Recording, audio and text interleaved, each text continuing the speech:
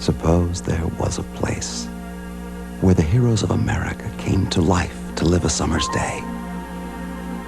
And on one summer's day, they found someone new had come knocking on their chamber door. Would it be any different there than it is in the human heart? For anyone who ever said, "I have a dream," we have a place. Pantheon.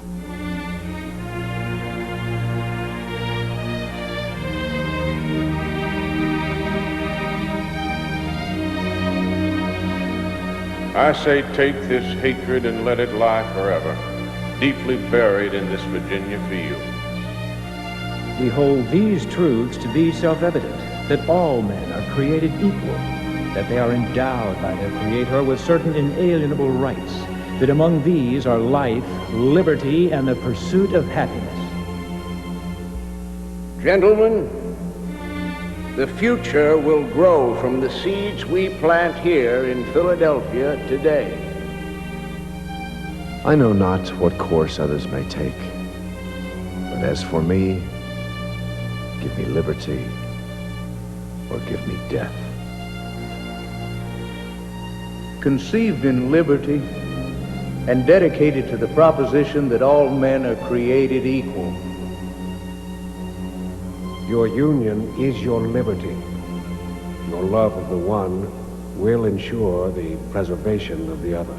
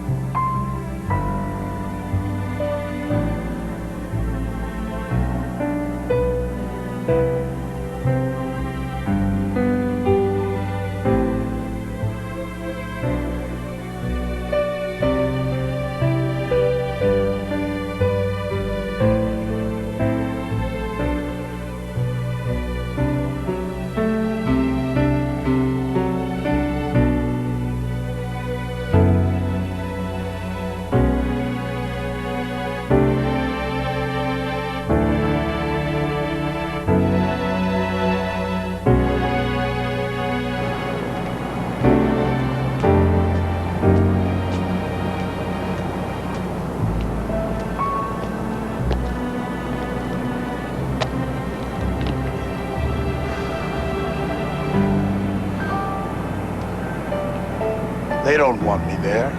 But I want you there.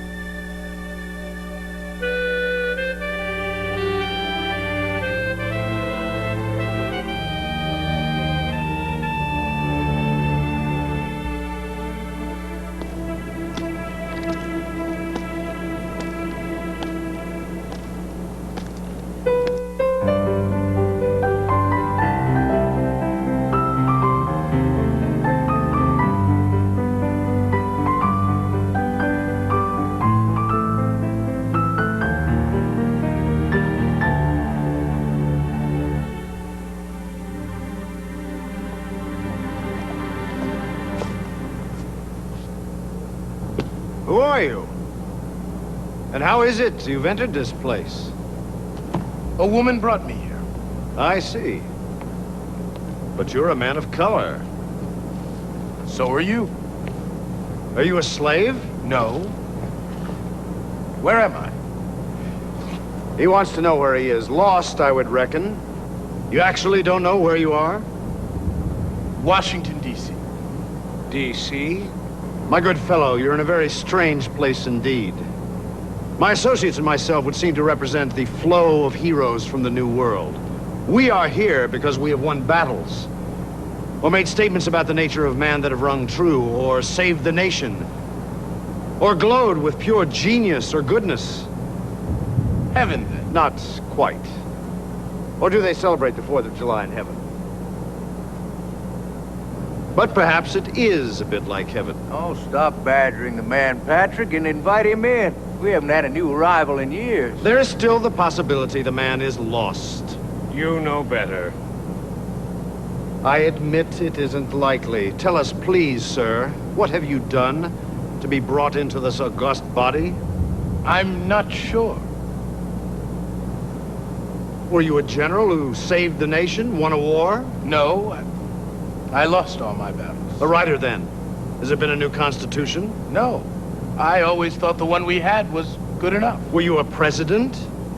No, I was not a president. Why, then? What did you do in America? Caused trouble. Went to jail. Jail? And where do you suppose the king would have held us before hanging, Patrick? Yes, don't keep the gentleman waiting all day, Patrick. May I, sir?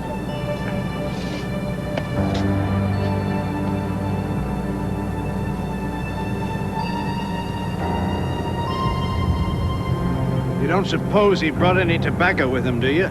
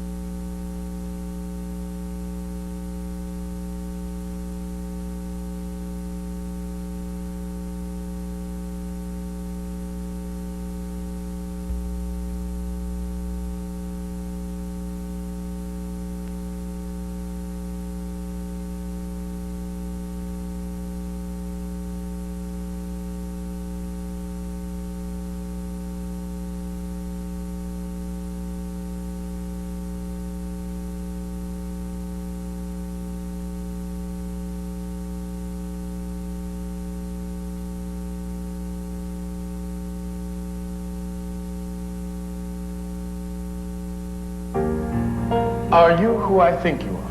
Who do you think I am? The leader of the Southern states during the Civil War, General Robert E. Lee. You mustn't mind Patrick too much. All that nervous energy. Well, they'd never believe this back home. No, I don't imagine they would. We'll just set this down here. Have you had a long journey? I'm not sure. Won't you have a seat then? Share some cool lemonade. I would be glad to.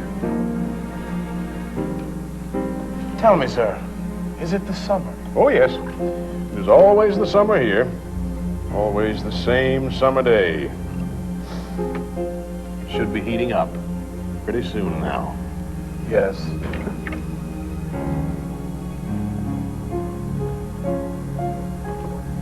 It's very strange, isn't it? Yes, it is. It surely is. Tell me, sir, have you recently been to the city of Richmond in Virginia? Yes. And the city remembers you well. Perhaps too well? What are they doing? Oh, they'd be loosening up. No activity for a year. It's a kind of a hibernation from which we emerge. Within the hour, they will be expecting to hear a thing or two from you. Tell me, sir, was it like this when you arrived?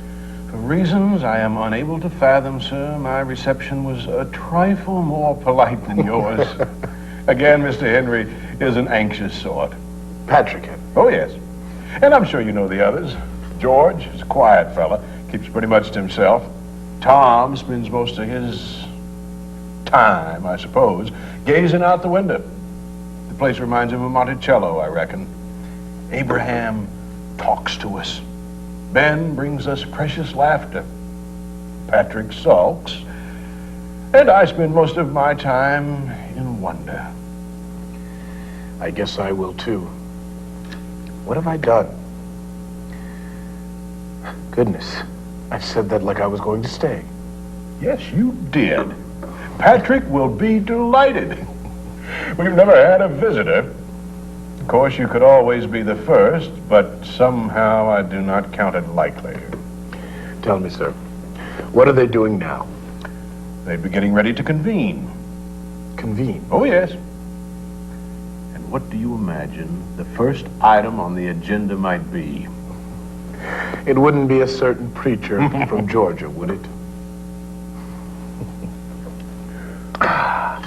Shall we?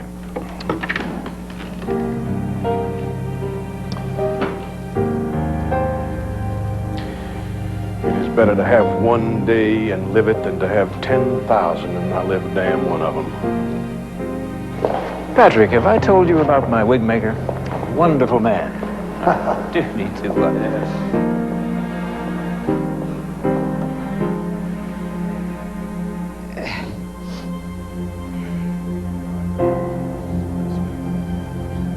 I would like to hear about new varieties.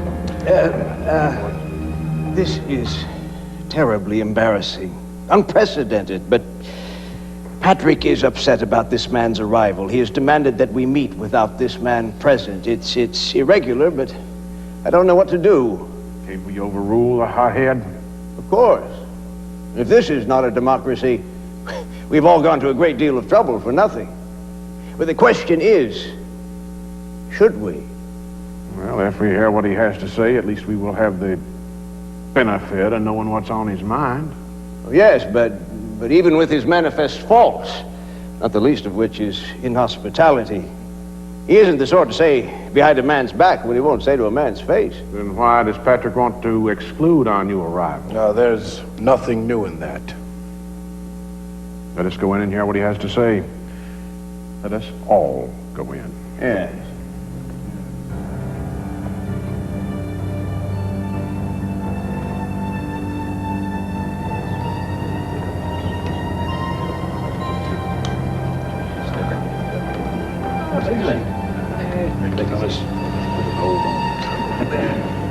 Okay. Well then, we are all equals, of course. But since I was the first to arrive, the duty of convening our meeting falls to me. Perhaps next year I shall retreat from this as well. We have, for the first time in many, many years, a new arrival. I'm sure that he has much to say, much to add to our little gathering. Also, for the first time, we have what appears to be consternation. This on the part of Mr. Patrick Henry of Hanover, Virginia. Patrick wishes to speak against our new arrival, and of course, we shall allow that. Oh, really, George?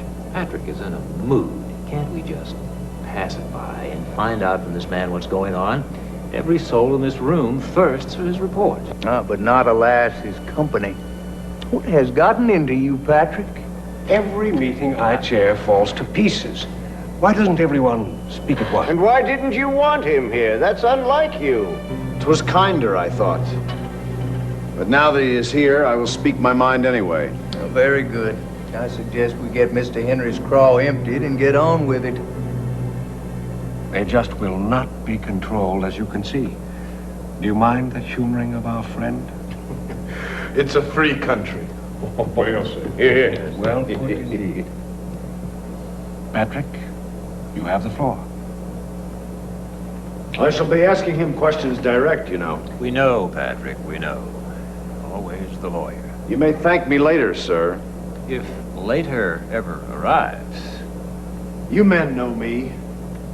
I have not cavilled at speaking my mind, nor have I feared disharmony. Or understatement. Please, please, Mr. Franklin, may I collect whatever small pieces of courtesy you may have in your pockets? Thank you. I want to know, and I want us all to know, why this man is here. We have existed quite well without him for over a century. Each 4th of July, as the collected spirit of our nation summons us from the sleep into animation, we have shared a certain bonhomie. We have felt ourselves to be members of an exalted band because, sirs, that is what we are.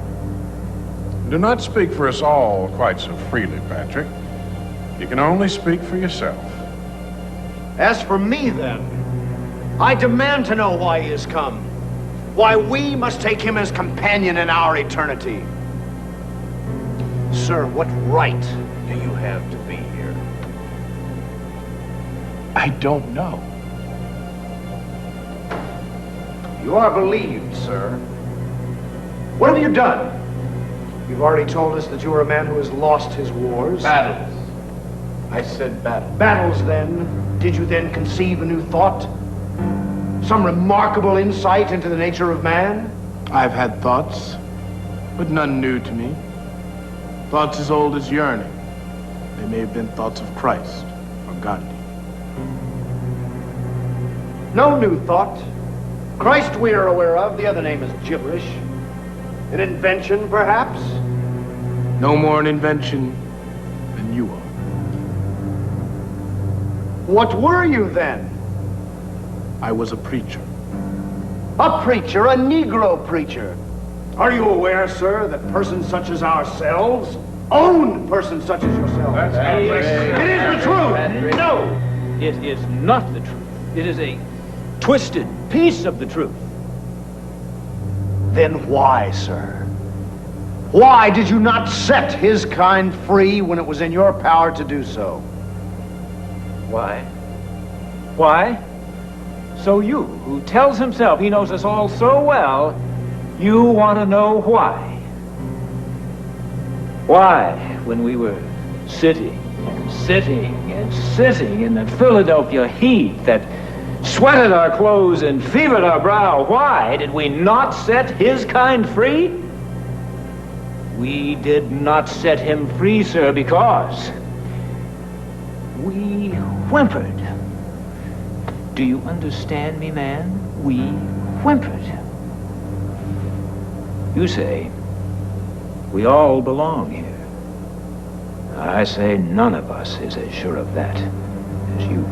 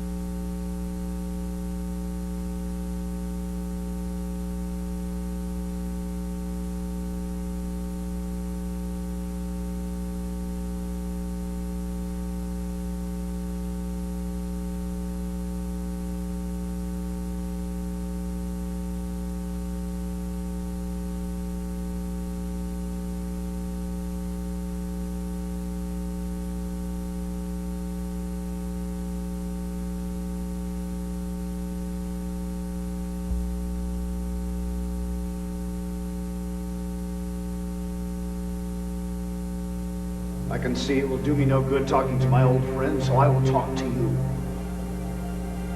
This man, sir, is the father of our country. He led our armies to victory against the king.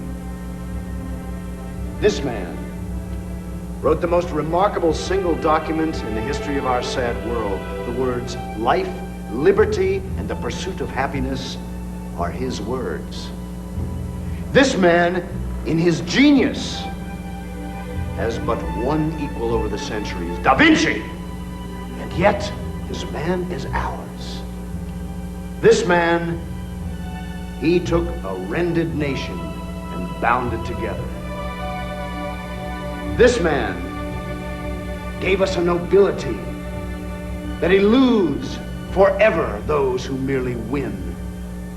By his grace was a nation led back to a nation, and that one nation to a greatness heretofore only imagined in Rome.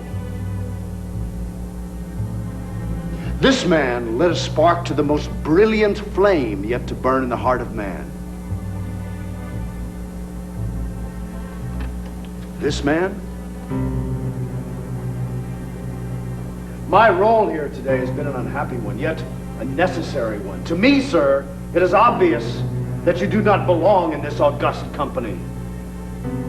Were you to leave this place now, it might be permitted. You have no place here. Do you wish to speak now, or would you take a moment to collect your thoughts? There is no need. Pray do take that moment, sir. Spend it with me.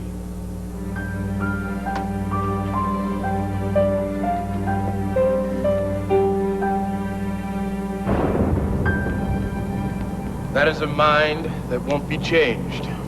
And he's right. Why spend eternity with someone you cannot abide?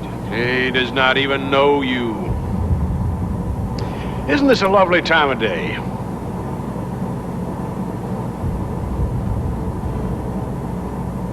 I don't suppose an apology would do any good. Has an apology ever changed anything? He's a difficult man to forgive sometimes. The Lord made sure I came up short in a lot of ways. But it's nothing for me to forgive. Been doing it for a long time now. Surely you're not really leaving? The storm's not 5 minutes away. You won't really be sure until my back disappears over that lawn out there. A little rain never stopped anyone who wanted to go someplace. If you go, then Patrick is right. Maybe he is. Right then. Go ahead on and go. Boy. What did you say?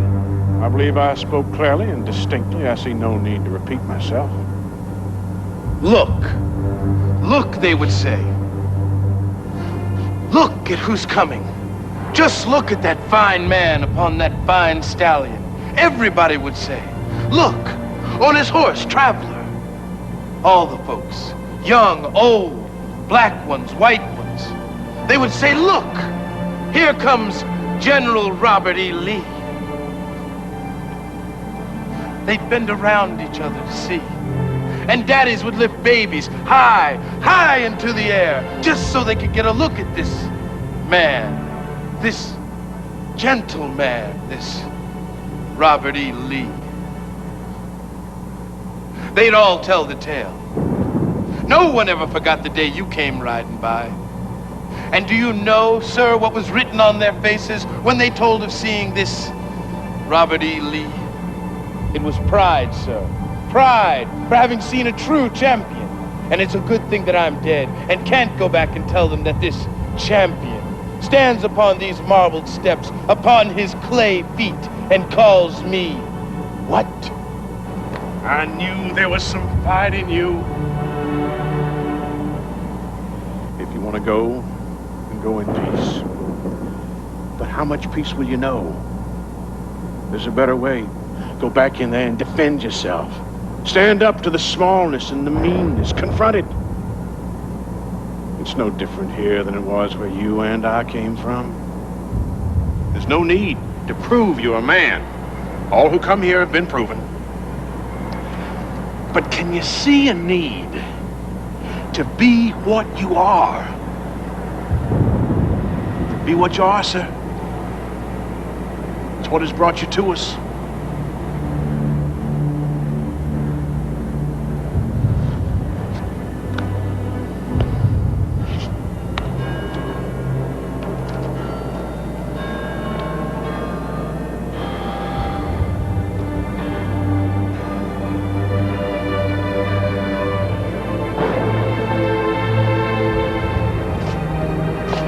Before you go judging us white Southern gentlemen too quickly, I'd like a word with you. Do you mind?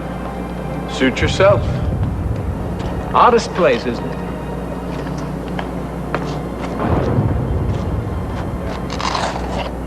Do you know what the sweetest thing in the world might be? The sweetest thing in the world? Rain, I think. Summer rain on our skin. It's a benediction. Yes, it is. We're stocking this fishbowl up to me, sir. I wouldn't be here. None of us feels like he belongs here. Your new friend Lee, you know what he said to me when he first arrived? No. What did he say? He said, "My God, how could a loser be brought to this place?" He had felt that he'd let an entire nation down. And though he always stands so straight, don't let that fool you. He carries a lot of sorrow on those shoulders. But then, he did lose, didn't he? I wonder if imprisonment is the only thing you two share. Ah, but of us all, Robert is the best one. He's very beautiful, isn't he? You said in there that you whimpered. What did you mean by that? We did. We could have done it, you know. We could have freed everybody. Ah, but having reached out so far, so very far. Yes. Well, it was the only time that you did. I appreciate that. At any rate, I just came out here to entreat you to stay with us. Make that 2 entreaties. Will you be coming back to speak to us? Perhaps the storm will have cleared by then. I so enjoy summer storms. Would you mind if I had a word in private with my client? Client? Well, I am the only other lawyer here, and Patrick seems to have taken the prosecution, which leaves me the defense. Shall we? I suppose I could do worse. Compliment accepted. Have you had a chance to ask him yet if he has any tobacco?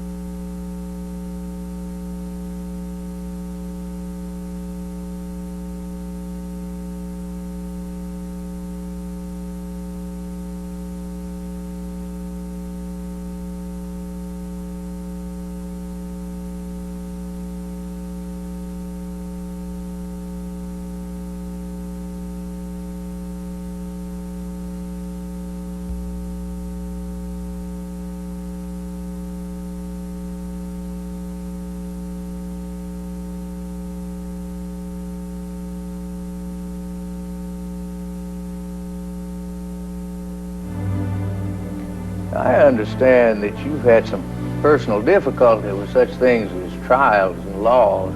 Once or twice. Well, anything a man can put his hands on, he can corrupt. But in our minds, sir, we wanted trials to be structures on our pursuit of the truth. It's like trying to organize the wind. Can't be done. But still, form persists. Here we have someone accusing someone else in front of others. If Patrick thinks that we're a jury for you, or him, nothing could be further from the truth. What could be closer to the truth? This is. People have pointed their fingers at you before, haven't they? They've accused you before, haven't they? Accused you of the very same thing that the rambunctious Mr. Henry has accused you of. Accused you of being unworthy, not being good enough. Oh, yes. Yes, they have. Now, so would you be so good as to think with your mind instead of feeling with your heart? That is the hardest thing in the world to do sometimes. Every finger that has ever pointed at you, every voice that ever rose against you, every heart that ever opposed you, what did they all share? What great commonality? Do they accuse you of being unworthy because in their hearts they feel they are?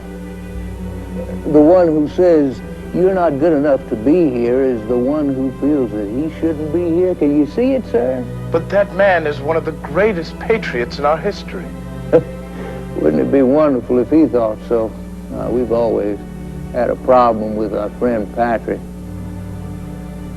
You may stay or you may go. That's up to you. But would you stay just a bit longer and help us help our friend? How can I help? Well, let me defend you. I would be honored. And before you get to being too honored, I must tell you that I whimpered too. Worse than Tom. No. No, you were the great emancipator. You freed the slaves. I didn't free him on the first day, did I? We'll deal with Patrick good time, but in these moments, why don't you just enjoy us and we you?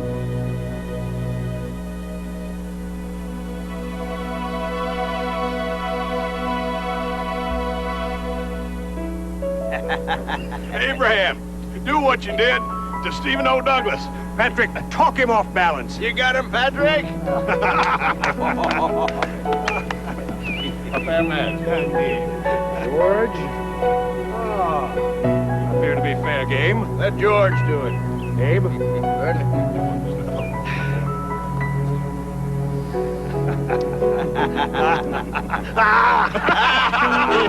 You never lose, George.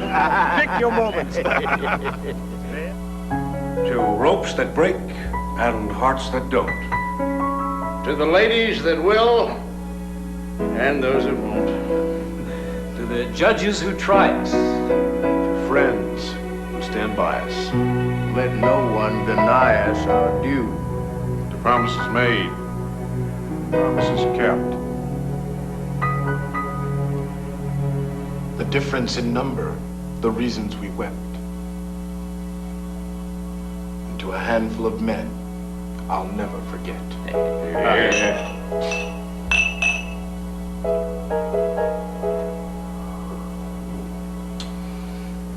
I'll help you with that, preacher.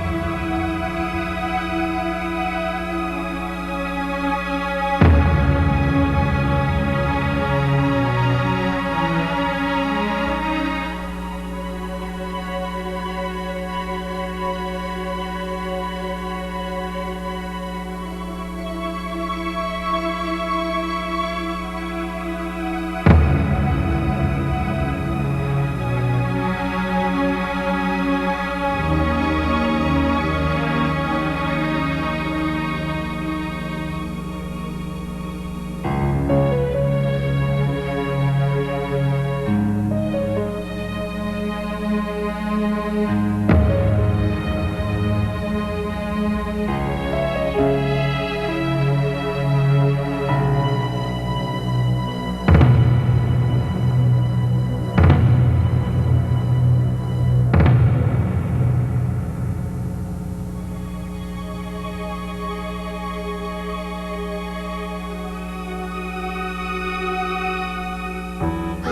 here he was a vigorous writer. Vigorous writer. What do you suppose they meant by that? Once upon a midnight dreary, while I pondered weak and weary o'er many a quaint and curious volume of forgotten lore. While I nodded, nearly napping, suddenly there came a tapping, as of someone gently rapping at my chamber door. 'Tis some visitor, I muttered, tapping at my chamber door. Only this, nothing more. That's what they meant by a vigorous writer. Wasn't a very happy man, was he? Well, he was a man who loved women, only they kept dying on him. Women. That's what we need around here.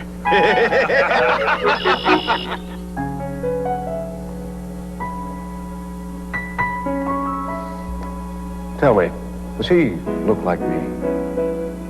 Actually, no. He's handsome, George.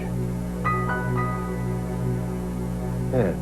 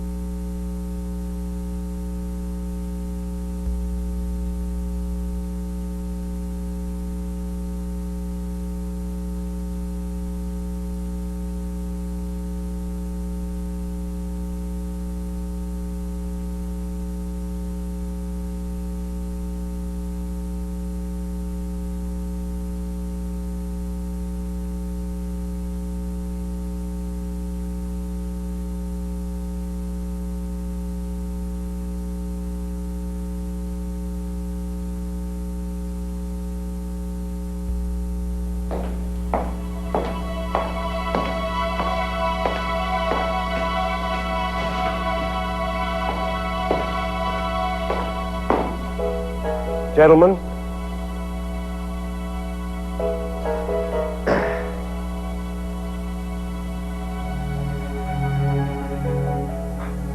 Abe. Thank you, George. This morning, our esteemed colleague asked us all a question, and the question was, why is this man among us? What breathtaking accomplishment is it that has brought him here? Well, to set the question properly, one supposes, Mr. Henry went to each of us and told us why we were here, implying, of course, that we all deserve to be here. He generously included himself in that review. I put forward the notion that my first order of business should be to readdress our greatness in candid terms. This man, the father of our country. Well, George? Never sat comfortably with me, Abe. Oh, but you did beat the king, did you not? Tom knows how it was, and Patrick should too. What it boiled down to was they chased me for years. Years. I ran for years. Until finally, well, we had to win one, didn't we? But a great general, I never felt that, Abe. All I ever did was refuse to fight when by fighting I knew we would be defeated. Uh-huh. So you are now revealed as a man who discovered the wisdom of retreat and kept it. But the fact remains that you did fight King George III and finally prevailed. This man, Patrick, did not fight so accommodating an adversary as a monarch with other troubles across a vast sea. This man fought the devil, Patrick. This man wrote the words, life, liberty, and the pursuit of happiness. All men are created equal. Well, Tom? I wrote it, but I think he lived it. Yes. And this man, a genius of our race, the most inventive mind in human experience. But what is genius if not compassion? This man is our genius of compassion. And this man, by his example, a nation was brought back to a nation. And what then did this man do if not that? Was his nation any less defeated than yours, Robert? And last, and probably least, my own self. Sutured what was ruptured. My God, man, it did most of the rupturing myself. If I had been of true significance, that war would never have been fought. Those deaths would not, to this day, weigh heavy on this wearied brain. Now, if the rebinding of a rended nation be the criteria for greatness and entrance into this pantheon, then all of us should leave.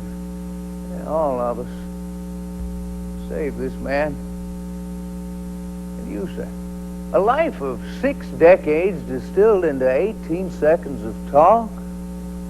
Do you seriously imagine that the spark would not have been lit were it not for your quaint speech at St. John's Church on a windy March day? Do you not think that John Hancock has equal claim to be here? For all he ever did was write his name, largely, on a document that was written and signed by others timidly. What a collection we are. But we do not have the good sense or the good manners to be merely grateful. No, we have the smallness that seeks to exclude a man whose right to be here equals or transcends our own.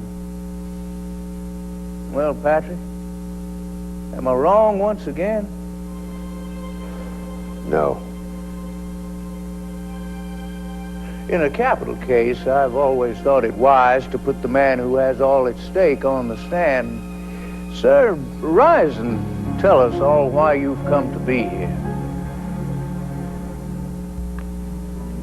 I am here because I had a dream. It was the same dream you had. It was the dream you fought for.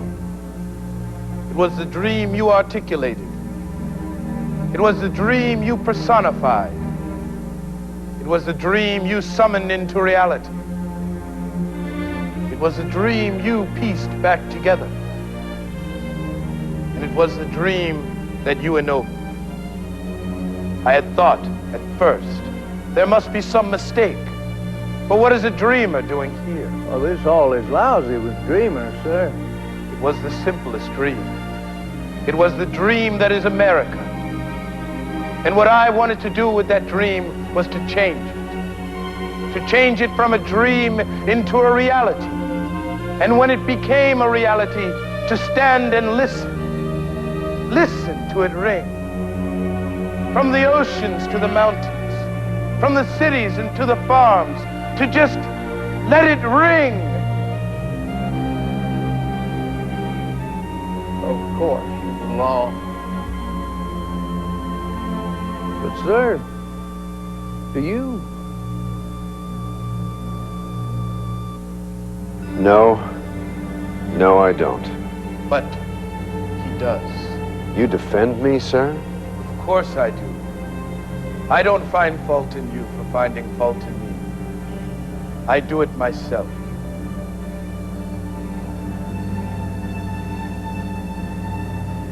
Well, gentlemen, this has been a most enjoyable day.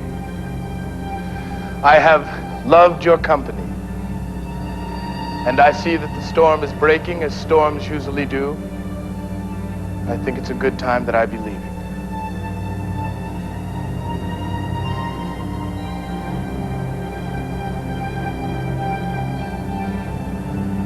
You, sir, are one hell of a lawyer.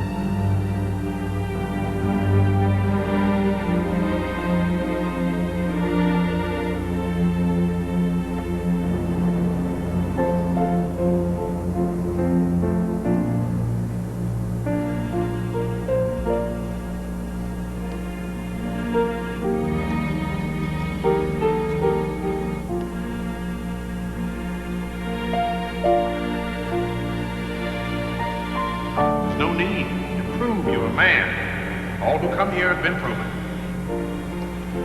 But can you see a need to be what you are? Be what you are, sir. It's what has brought you to us.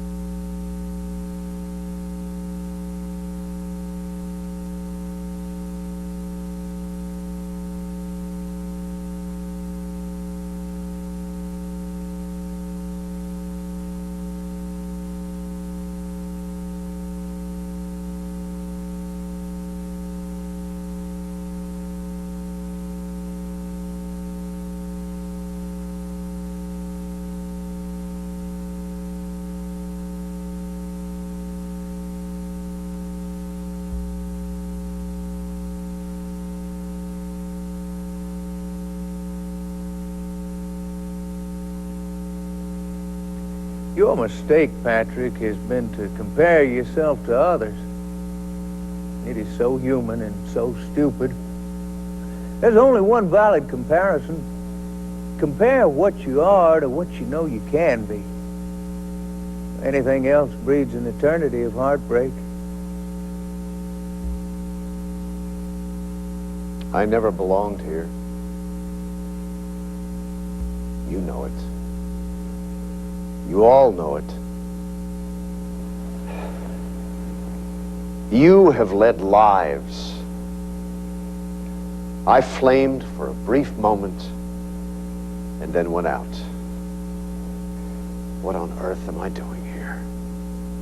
I must leave. Before you go, Patrick, take a look at this.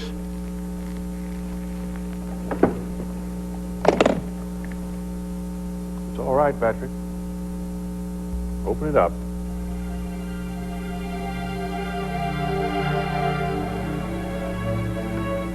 Yeah, good. Now take the things out of it. You know what these things are? Papers and books. The man who's just left our midst carried these silly things all through his life. His companions were always doubt and sorrow, but his companion was also wisdom. What is it, Patrick? The Bible. Well, open it. What does it say? What does it say, man? To Martin. Come on, man, what does it say? What does the inscription say? What are the words that man carried with him through his life? Give me liberty, Or what? give me death. Thank you. Are you just gonna stand there, Patrick? Must we always bring you to reason kicking and screaming? God help me.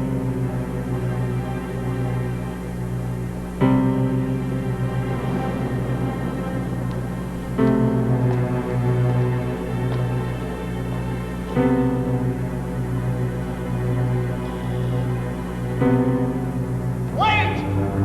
Come back! Don't leave!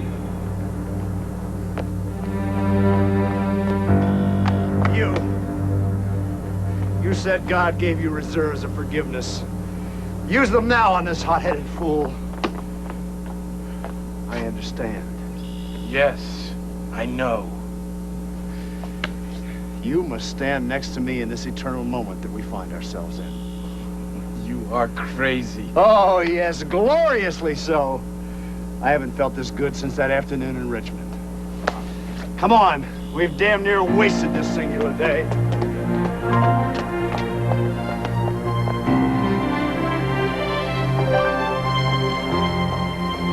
This way. A moment, my friend. George, Tom, Abe, come help me with this thing.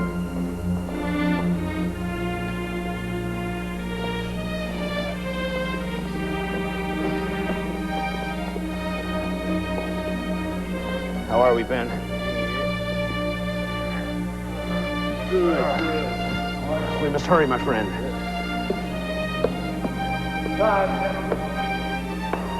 Abe, do you mind? Not at all.